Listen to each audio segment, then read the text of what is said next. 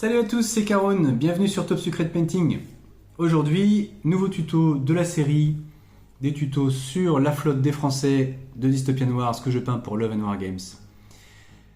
Cette fois, nous allons nous intéresser aux effets de lumière incandescents que vous allez mieux voir après. C'est parti! Alors, voyons un peu comment ces effets de lumière sont organisés. J'ai ma partie orange bien vif et qui est éclaircie jusqu'au blanc au milieu. Et sur le pourtour, vous allez peut-être mieux le voir ici, sur le pourtour j'ai une espèce de halo de lumière qui est un petit peu pourpre là, rose foncé, pour simuler le halo autour et donner un effet un petit peu incandescent. Quand on regarde les braises parfois brûlées dans un feu de bois, on voit qu'il y a des parties qui sont vraiment presque violettes comme ça. Rouge foncé, violet, bordeaux. Et donc voilà, donc je pars avec un halo autour de ma source de lumière en rose foncé. C'est du Screamer Pink. Voilà. Que je vais diluer et que je vais dégrader autour de ma source de lumière. Ensuite, je vais repasser du blanc partout dans ma source de lumière. Et je vais ensuite, une fois que le blanc est sec, utiliser cette peinture contraste Magmadrot Flame. Je vais en mettre dans le creux, par exemple ici, et je vais rapidement rincer mon pinceau et revenir l'essuyer, revenir l'absorber au cœur de ma zone. Une fois, deux fois en général, pour essayer de revenir jusqu'au blanc, d'absorber au milieu jusqu'au blanc. Et le fait de faire ça, ça va me faire une espèce de dégradé du orange jusqu'au blanc. De manière assez naturelle, ça va le faire un peu tout seul. Au besoin, je peux revenir mettre une petite pointe de blanc après. Et si besoin, je peux retravailler un petit peu avec du orange, etc. Ce que j'aime bien faire aussi parfois, c'est rajouter un petit peu de rose un peu plus flashy entre le orange et le rose foncé. Donc on verra ça tout à l'heure. Alors vous voyez sur le dessous de ce chasseur, j'ai déjà fait la première étape, c'est-à-dire passer mon Screamer Pink bien dilué pour faire le halo autour de la zone. Je vais vous le montrer sur 2 ou 3 endroits qui ne sont pas faits. Donc j'ai mon rose dilué.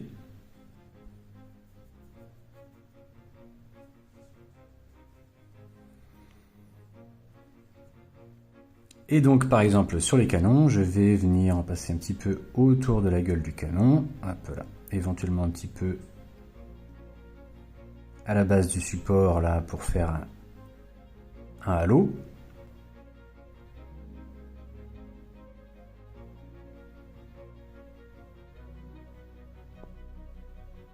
Voilà. Ensuite, pour cet évent ici de fournaise, je vais faire la même chose. Donc je vais dégrader toujours avec les mouvements du pinceau qui poussent la peinture, comme dans mes autres tutos. Je vais essayer de faire une zone, de dégrader ça pour que ce soit un petit peu fondu. Je me préoccupe pas du cœur de la zone, là, celle qui va être vraiment incandescente après. De toute façon, je vais repasser dessus avec du blanc. Que je mette du rose ou pas, peu importe.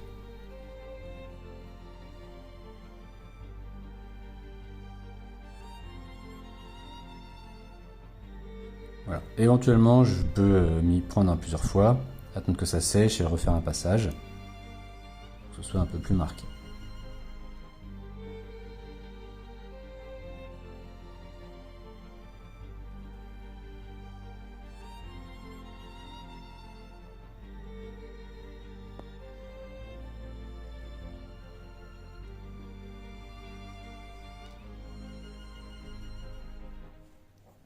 Ok, on va attendre que ça sèche, je vais continuer autre part. Alors, par exemple, pour le réacteur,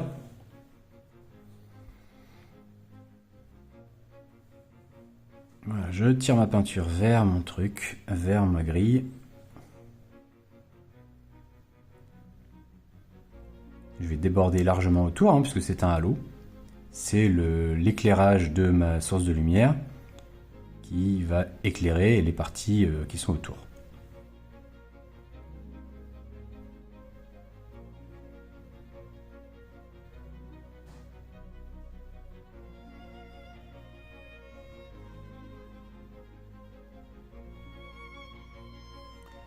J'essaye de ne pas faire des transitions trop abruptes, hein, donc j'utilise ma peinture diluée, je tire ma peinture pour qu'elle s'accumule au plus près de la source de lumière, donc qu'elle soit plus fine, que ma couche de peinture soit plus fine quand je suis loin et qu'elle soit plus épaisse quand je suis près.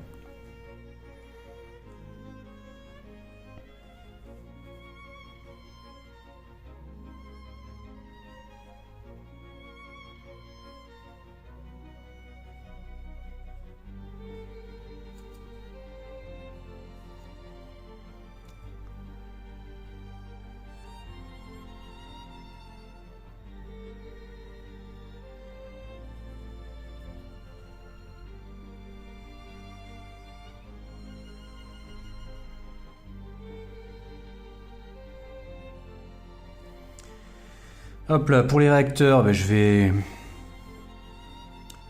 en mettre sur l'extérieur du réacteur. J'aime bien faire ça, même si c'est pas très réaliste. On peut pas vraiment éclairer l'extérieur du réacteur, mais ça va donner une impression que tout est vraiment incandescent à bloc. Au niveau du réacteur, j'aime bien.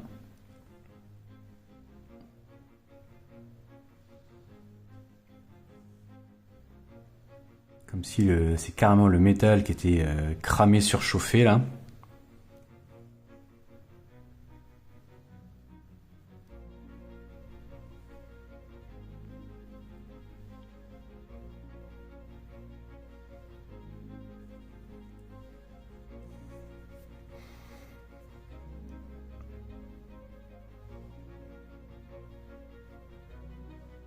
Voilà, je vais faire juste ça pour l'instant. Je reviendrai sur la grille ici, là, après. Alors, je vais remettre un petit coup là. Puisque ça a séché, je vais insister un petit peu plus au plus près de ma grille.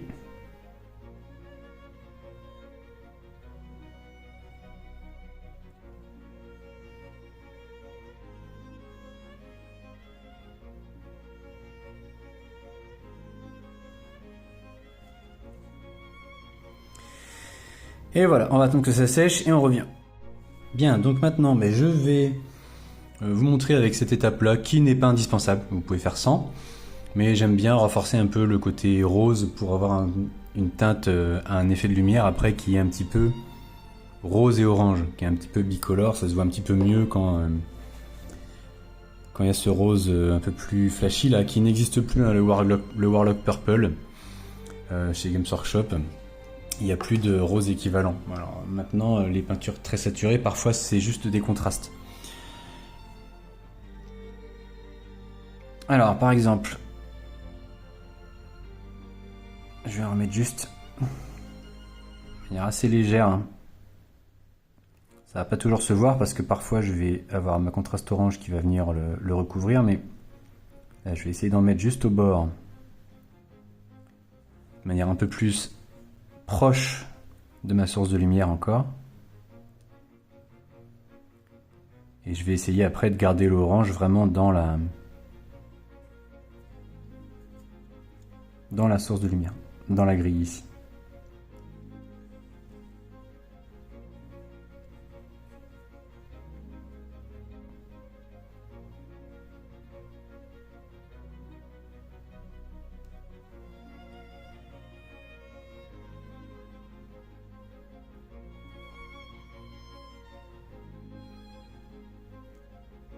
Ok.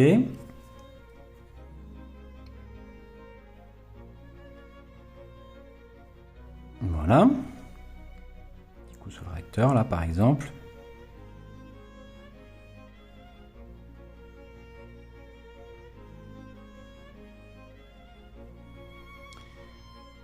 Voilà l'idée.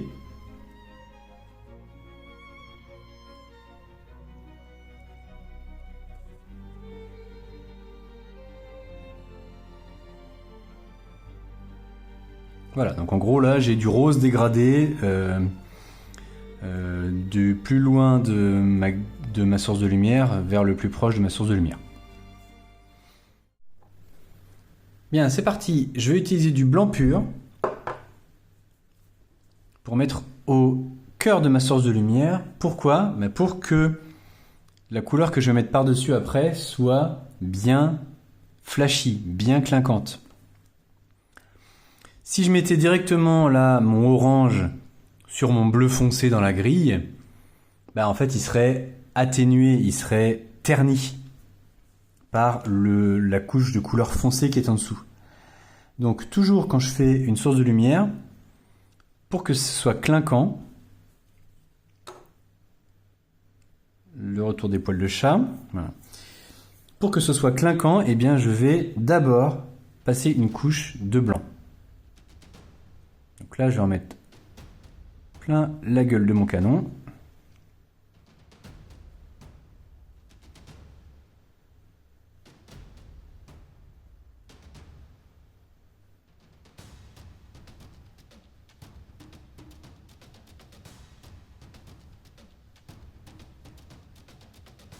Et de préférence pas trop dilué, parce que je veux que mon blanc il soit bien couvrant. C'est pas très grave si je déborde un peu sur le côté, ça va faire un petit peu du reflet de lumière vraiment sur le bord, par exemple ici de la grille.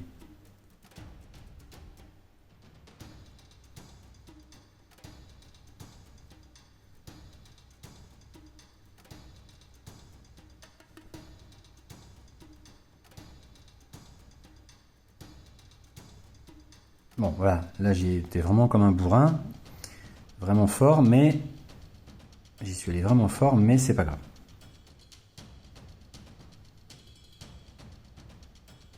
Allez, je vais faire pareil dans les autres, pour que ce soit homogène. Voilà. Donc je vais faire ça partout. Je vais repasser en blanc là toute ma zone, toute ma grille du moteur. Tous les vents du moteur.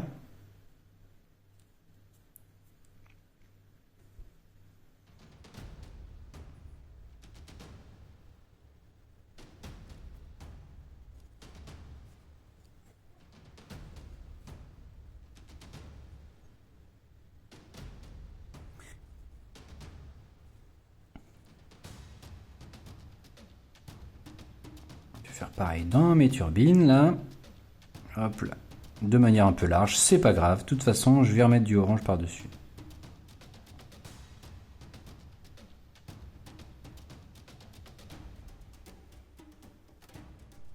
Allez, dernière étape, je vais prendre ma contraste orange.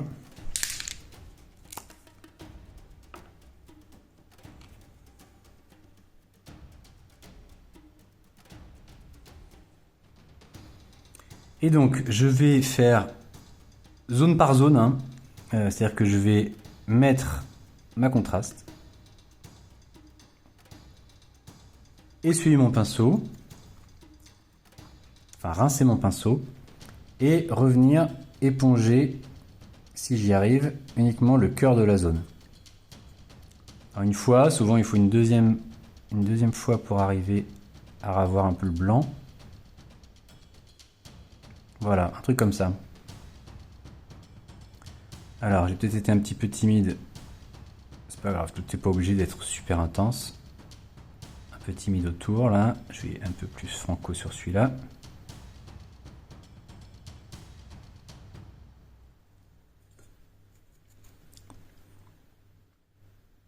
Je lance le pinceau, je reviens essuyer.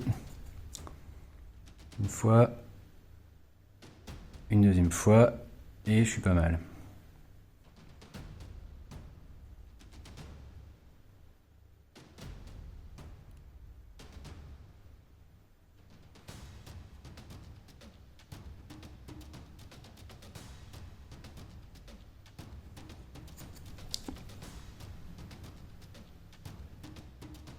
Hop.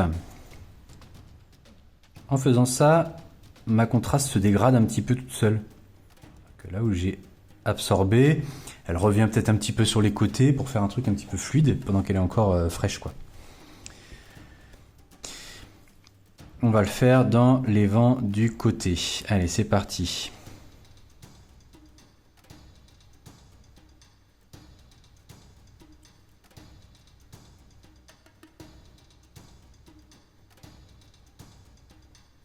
Voilà.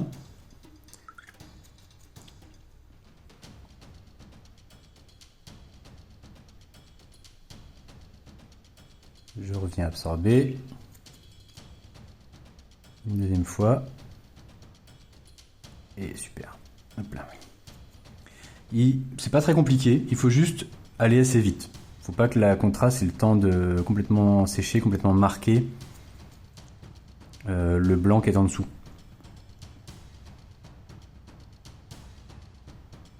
Si je traîne un petit peu trop, eh ben, je vais pas réussir à avoir le blanc, ça va rester orange. C'est pas très grave. Je reviens avec un peu de peinture blanche.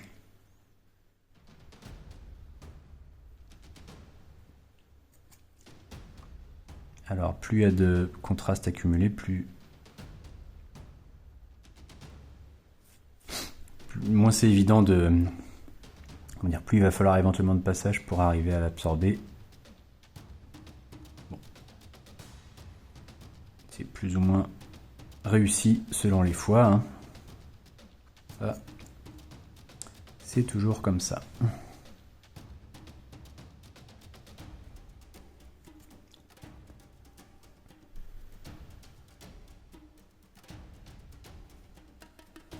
Pas mal là.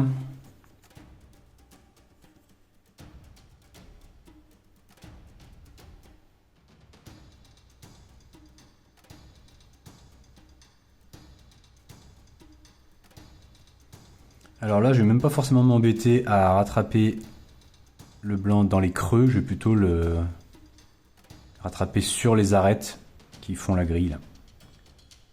Le rendu sera à peu près le même, on se rend pas forcément compte que c'est l'inverse de ce que ça devrait, c'est-à-dire que ça devrait être le creux qui est blanc.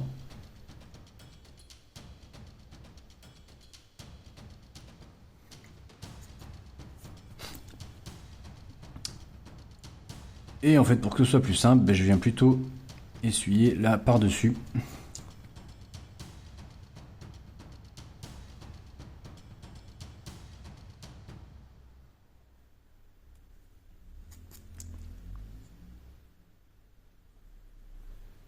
Alors vous voyez pas ce que je fais en fait quand je rince mon pinceau. Je l'essuie un petit peu sur mon torchon, mais comme mon torchon essuie plus très bien, là je finis d'absorber un peu le reste de l'eau dans ma bouche. C'est toujours comme ça que je refais la pointe de mon pinceau. Faut pas que j'ai le pinceau trop plein de flotte quand je vais faire ça, trop plein d'eau quand je vais faire ça, parce que je risque d'aller déposer de l'eau et noyer mon truc. Bon voilà, cet endroit il est pas évident à faire. Éventuellement, je reviens après avec un peu de peinture blanche. Et vous voyez que petit à petit comme ça, ben, je construis toutes mes zones incandescentes, toutes mes lumières incandescentes. C'est pas très compliqué, c'est pas très long. C'est assez rapide à faire. Hein. Donc je vais pas vous le montrer sur tout le vaisseau. Hop là. Un petit coup sur ce moteur là.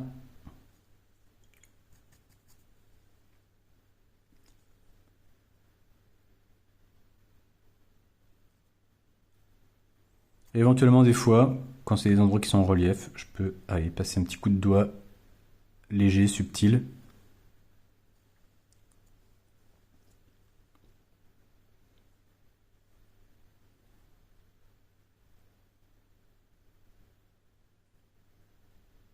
Alors je recouvre bien le blanc quand même qui est à l'extérieur là, sinon je vais avoir l'air bête. Hop là.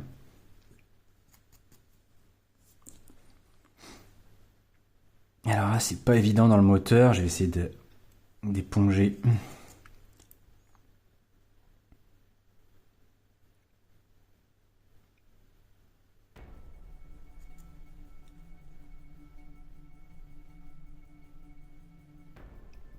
Plus près du cœur.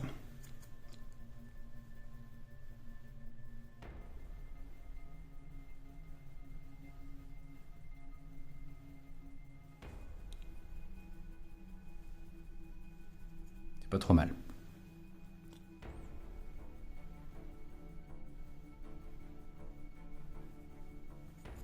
Voilà, je vais peut-être remettre un petit peu d'orange sur le tour là.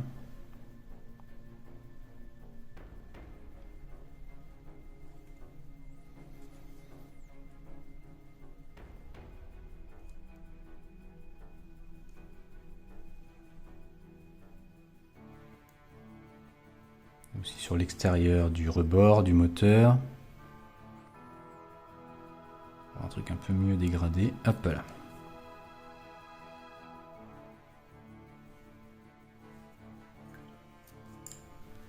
Comme je disais tout à l'heure, si je suis pas satisfait parce que j'ai pas réussi à bien rattraper le blanc ou que c'est pas très homogène, alors ça peut être sympa, le fait que ce soit pas homogène, ça peut faire un truc un peu furieux, dynamique et pas égal partout, un petit peu comme le sabre laser de Kylo Ren par rapport au sabre laser des Jedi. Mais voilà, si je veux un truc plus rattraper un peu mon truc, bah, je peux repasser un petit coup de blanc au milieu en essayant de pas ruiner tout l'effet que j'ai obtenu avant. Hein. Voilà. C'est pas mal ce que je viens de faire, je crois. En étant assez fin. Hop. Voilà. Pareil dans les bouches de mes canons, si je veux vraiment revenir un peu plus blanc. Bon.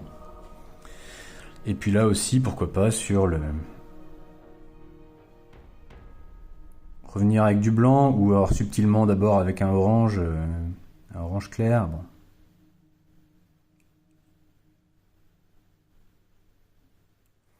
Voilà, vous savez tout. Alors, je vais vous montrer maintenant pour la grille. Comment peindre cet effet là sur le côté.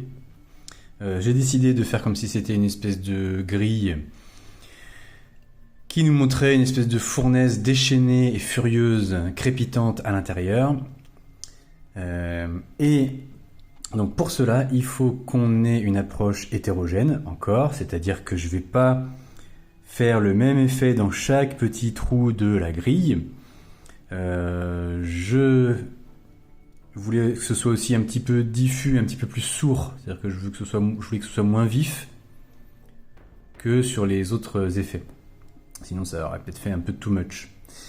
Et donc j'ai un fond rose foncé un peu partout, et seulement à 2 ou 3 endroits j'ai fait un éclaircissement un petit peu difforme, un petit peu comment dire,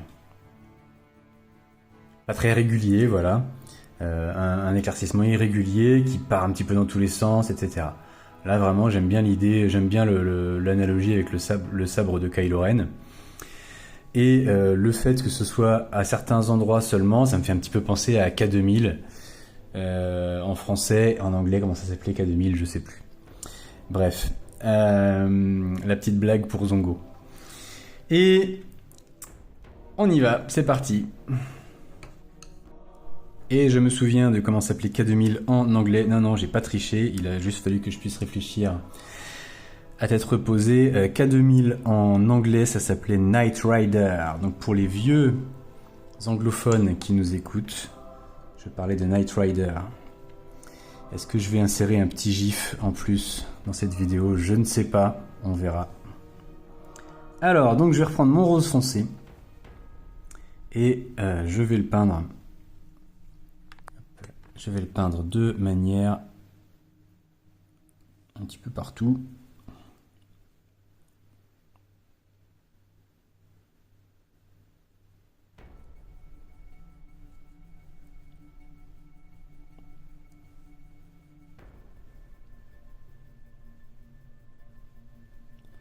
En débordant sur le côté.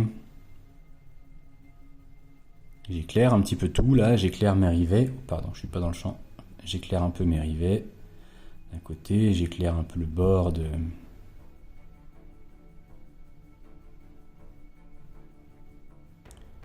la grille sans trop manger mon bleu si je peux. Bon, c'est un peu dommage, j'avais des petits éclaircissements là qui se verront plus, mais bon, il faut ce qu'il faut.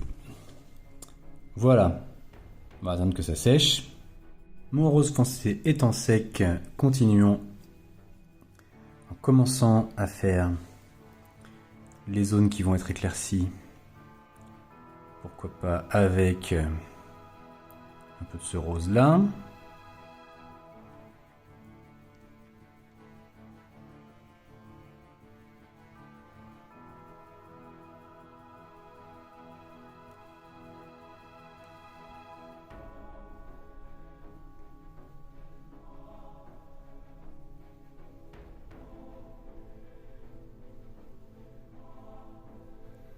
J'évite aussi de faire un truc trop... Comment dire? Trop régulier, c'est-à-dire une tâche, une tâche, une tâche, et se passer de la même façon. Donc là, par exemple, j'ai fait une tâche plus à l'avant, j'ai fait une tâche au milieu, mais je la poursuis avec une autre tâche derrière. Voilà. Avec un espacement qui est irrégulier. Pourquoi pas déborder un peu sur le côté là, on va dire que c'est très énervé ici. Hop là.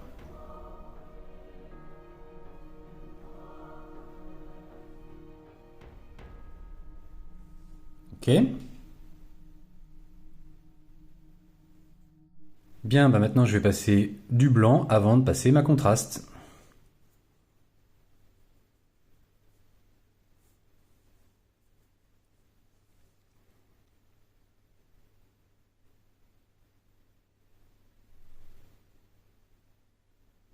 Et je vais faire des trucs qui tirent un peu vers l'arrière là, un peu...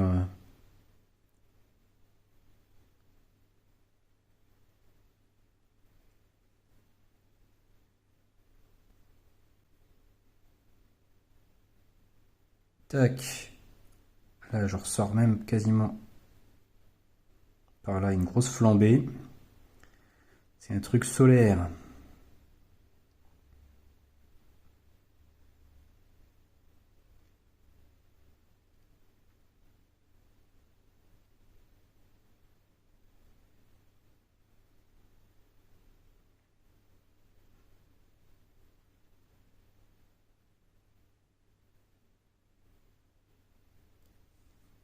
Voilà, par exemple.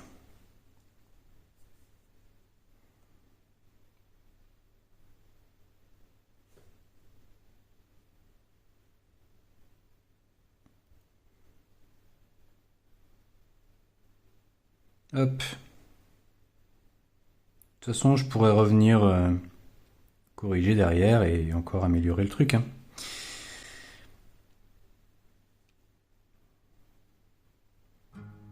Ok. Eh bien, allons-y maintenant pour la contraste.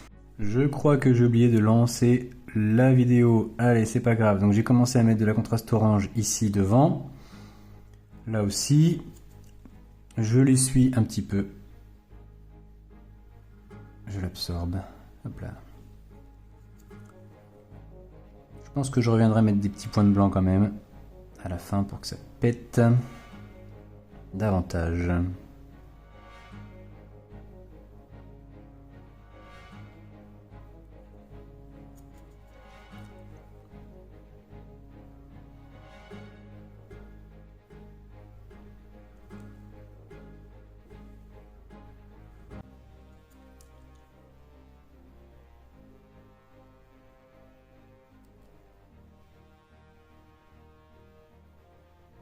Hop. Alors, ça donne quoi? C'est déjà sympa. Et maintenant, je vais remettre quelques petits points de blanc.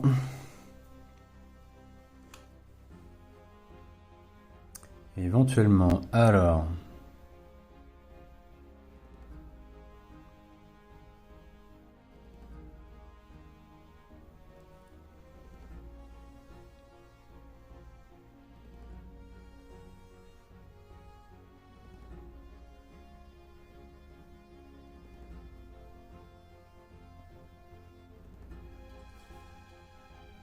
Tac.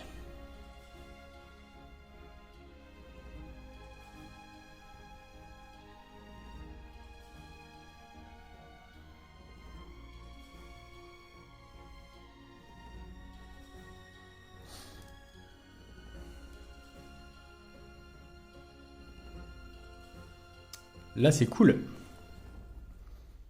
De l'autre côté.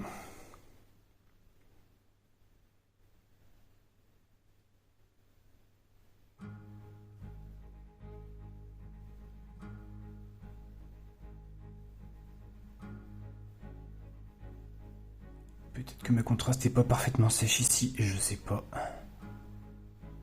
Hop là. C'est un peu gros ça. Peut-être que je remettrai un petit coup d'orange par-dessus.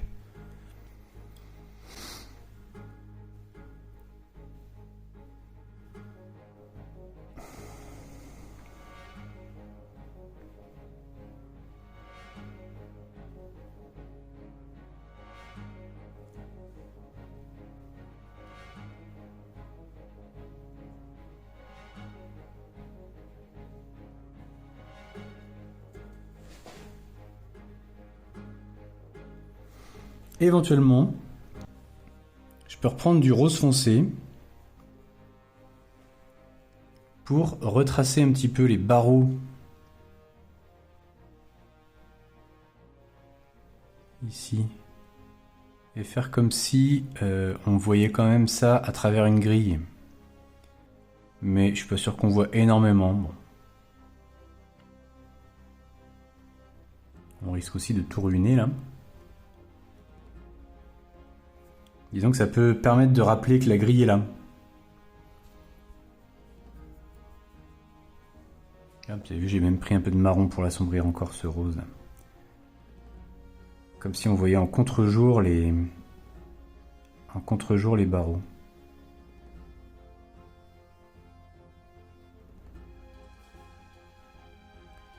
Qui sont quand même éclairés par toute cette ambiance de fournaise.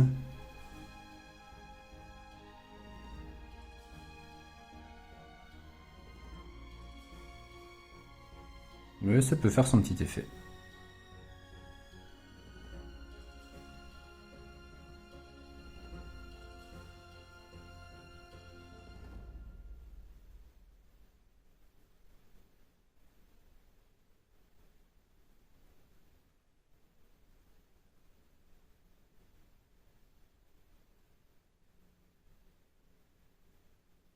Sachant que ces flammes peuvent très bien ressortir un peu par-dessus la grille.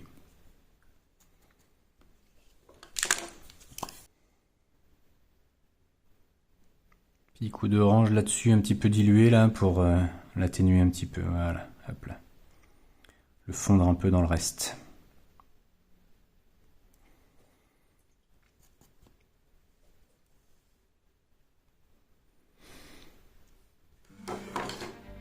Bien, et bien cette fois-ci je crois qu'on a fini pour cette vidéo. J'espère que ça vous aura plu. Dans le cas de ces OSL, donc de ces lumières là, j'ai travaillé avec une contraste diluée comme vous avez vu, mais c'est pas forcément la technique que j'utilisais d'habitude. Donc peut-être que dans d'autres vidéos, je vous montrerai comment faire des OSL en faisant un dégradé de lumière de manière un peu différente. Mais le principe reste un peu le même quand même, c'est-à-dire que je vais quand même à un moment remettre du blanc pur pour que la couleur que je vais mettre après, qu'elle soit rose, verte, bleue, peu importe, pour que la couleur de ma lumière après soit bien vive, bien saturée. Et donc, même si après c'est une peinture diluée que je viens passer par-dessus en la dégradant un petit peu, et ben ça revient un petit peu au même. C'est juste que là la contraste va faire un petit peu du dégradé elle-même, quoi. Voilà. Donc j'espère que ça vous plaît, j'espère que ça pourra vous servir, que vous allez essayer cette technique. Et là, je pense que quand même, on a un truc qui claque bien méchamment, quand même. Cette fournaise, c'est génial. J'adore. Voilà, donc ce chasseur est quasiment terminé, voire il est terminé en fait. Il ne me reste plus qu'à faire le pont du volière qui va aller dessus. Et je vous montre dans une prochaine vidéo comment faire le pont d'envol des porte-nefs, des porte-avions. N'oubliez pas de vous abonner si ce n'est pas déjà fait, de mettre un petit like si vous voulez, et surtout un petit commentaire. Si vous avez des questions ou des commentaires à faire, n'hésitez pas et j'y répondrai. Allez, je vous dis à la prochaine, salut!